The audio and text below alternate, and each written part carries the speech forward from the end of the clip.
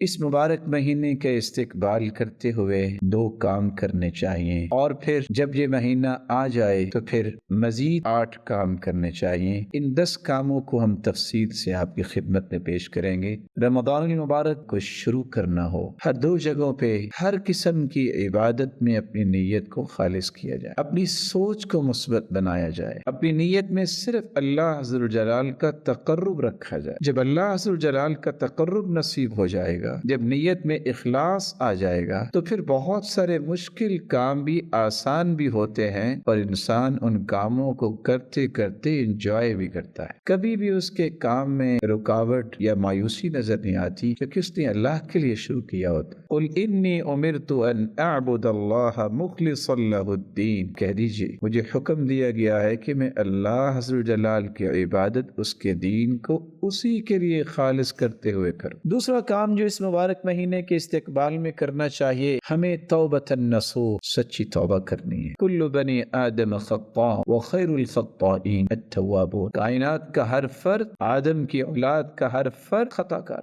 بہترین وہ ہے جو توبہ کر لے۔ اللہ عز و جلال ہمیں ایسی توبہ کرنے کی توفیق عطا فرمائے۔ اس مبارک مہینے کے استقبال میں تیسرا کام جو کرنا ہے وہ یہ ہے کہ اس مہینے کے شروع ہونے سے پہلے ہی اپنے وقت کی تنظیم کو لکھیں۔ میں ان اوقات کو کیسے استعمال کروں گا، میں ان اوقات سے کیسے فائدہ لوں گا۔ یہ مبارک مہینہ نیند پوری کرنے کے لیے نہیں ہے، یہ مبارک مہینہ چھپ کر الگ ہونے کے لیے نہیں ہے، یہ کوئی کام کرنے کے لیے۔ یہ آپ اپنے آپ کو چارج کرتے ہیں سال کے بعد، کہ جس کے نتیجے میں 11 مہینے تک آپ کمر بستہ رہتے ہیں عبادات میں اور نیکیوں۔ اور ابن باز رحمۃ اللہ علیہ اس لیے اپنے شاگردوں سے کہا کرتے تھے، اگر وقت کی برکت لینی ہے تو اس کو منظم کرو۔ چوتھا کام جو رمضان المبارک میں ہمیں کرنا ہے، جو بہت ہی مہم ہے، بہت ہی ضروری ہے، جس سے ہماری ساری باتیں محفوظ ہو جائیں گی، ہم اپنی زبان کی حفاظت کریں۔ اور حدیث نے کتنی خوبصورت بات کہی ہے، من لم يدع قول الزور والجهل والعمل به فلا حاجة لله في ان يدع طعامه وشرابه، جو جھوٹ بولنا نہیں چھوڑ رہا، جو جہالت کی گفتگو نہیں چھوڑ رہا، جو برے اعمال نہیں چھوڑ رہا، اللہ تعالیٰ کو ایسے شخص کی ضرورت نہیں ہے کہ وہ کھانا پینا چھوڑ دے، وہ اپنے آپ کو محروم ہی کر رہا ہے، اس کو کیا فائدہ ہو۔ سلف صالحین صرف روزے اور نماز کو ہی عبادت نہیں کہتے تھے، کہتے تھے اصل عبادت گزار تو وہ ہے جو لوگوں کی عزتوں کو پامال کرنے سے روکے، ان کی عزتوں کے بارے میں بات نہیں کرتا، زبان کو روک لیتا ہے۔ روزے دار اگر اپنی چارپائی پہ لیٹا ہوا ہے، شرط یہ کہ وہ غیبت نہ کرے، وہ بھی عبادت لکھی جائے گی۔ سیدنا علی رضی اللہ تعالیٰ عنہ فرمایا کرتے تھے، جس کی زبان میں نرمی آ جاتی ہے، اللہ ساری دنیا کے دلوں میں اس کی محبت پیدا فرما دیتی۔ پانچواں کام جہاں ہمیں زبان کو خوبصورت بنانا ہے، زبان اصل میں یہ عکاسی کرتی ہے کہ انسان کا دل کیسا ہے، تو اس سے پہلے ہمیں دل کو بھی صاف کرنا ضروری ہے۔ رسول اکرم صلی اللہ علیہ وسلم سے جب پوچھا گیا کہ افضل ترین انسان دنیا میں کون ہے، تو آپ نے فرمایا کل مخموم القلب صدوق اللسان، ہر وہ انسان جس کے دل میں حسد اور کینہ نہیں ہے اور زبان کا وہ سچا ہے، یہ پوری کائنات سے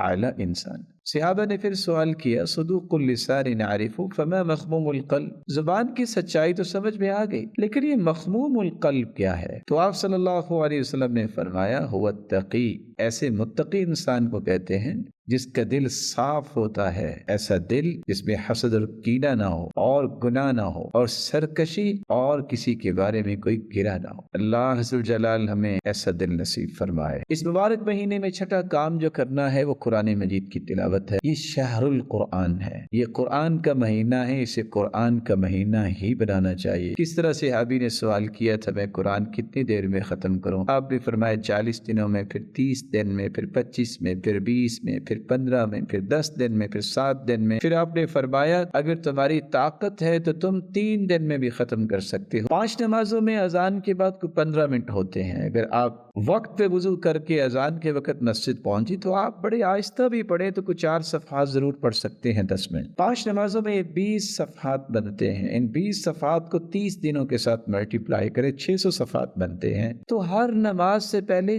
4 صفحے پڑھنے کی کوئی عادت بنا لیتا ہے تو بغیر کسی محنت کے پورے مہینے میں قرآن ختم کر سکتا ہے، اور 604 صفحے پر مشتمل قرآن مجید ہے۔ 7واں کام، جس طرح یہ شہر القرآن ہے، یہ شہر القیام قیام بھی ہے۔ رمضان کا قیام سنت کے مطابق کیا جائے۔ من قام رمضان ایمانا واحتسابا غفر له ما تقدم من ذنبه، جو اللہ کی رضا کے لیے، اس کو راضی کرنے کے لیے، اجر و ثواب کے لیے قیام کرتا ہے، اس کی زندگی کے سارے گناہوں کو اللہ معاف کر دیتے۔ 10 آیتیں بھی اللہ کے سامنے کھڑے ہو کے کوئی پڑھ لے، لم یکتب من الغافلین، اللہ غافلوں سے اس کا نام کاٹ دیتے۔ 8واں کام جو کرنے والا ہے، اس مبارک مہینے میں صدقہ کیا جائے۔ صدقہ یہ انسان کے سچے مومن ہونے کی دلیل ہے، وہ صدقۃ برہان، یہ قابل رشک ایک خوبی ہے جس کو اختیار کرنا چاہیے۔ لا حسد الا فی اثنتین، صرف 2 لوگوں کو دیکھ کے رشک کرنا چاہیے، تمنا اور خواہش اور تڑپ پیدا ہونی چاہیے۔ ایک جس کو اللہ نے قرآن کی دولت سے نوازا اور دن رات اس کی تلاوت کرتا ہے، دوسرا جس کو اللہ نے مال کی دولت سے نوازا اور دن رات اللہ کی راہ میں خرچ کرتا ہے۔ 9واں عمل جو اس مبارک مہینے میں ہمیں کرنا چاہیے، خیر خواہی اور ہمدردی کو اپنا شعار بنانا چاہیے۔ رسول اکرم صلی اللہ علیہ وآلہ وسلم سے سوال کیا گیا کہ سب سے بہترین لوگ کون ہیں اور اللہ کے محبوب کون ہیں؟ تو آپ نے فرمایا جو زیادہ لوگوں کے لیے نفع مند ہوتے ہیں وہ اللہ کے زیادہ محبوب ہوتے ہیں۔ پھر پوچھا گیا کہ سب سے محبوب عمل کون سا ہے؟ تو آپ نے فرمایا کسی کے دل میں خوشی پیدا کر دینا، اس سے کوئی مصیبت دور کر دینا، اگر وہ مقروض ہے تو اس کے قرض کو ادا کر دینا، کسی کی بھوک دور کر دینا، اسے کھانا کھلانا،